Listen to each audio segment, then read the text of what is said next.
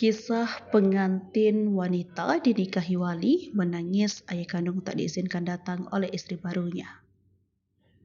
Inilah kisah pilu dari seorang wanita yang dinikahi wali hakim karena ayah kandungnya tak hadir.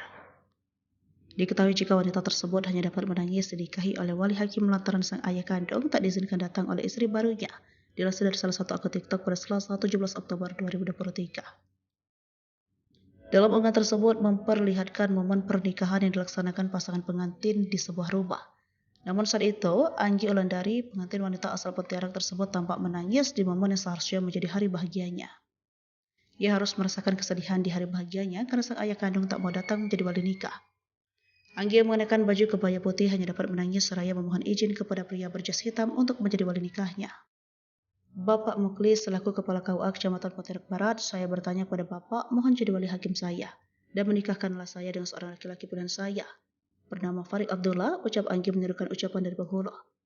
Setelah itu penghulu langsung menjabat tangan pengantin pria dan menikahkan pasangan ini.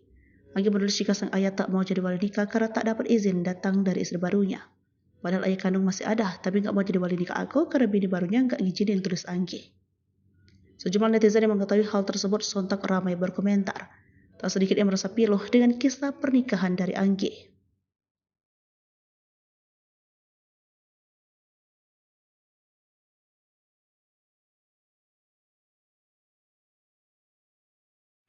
Download Tribun X sekarang. Menghadirkan lokal menjadi Indonesia.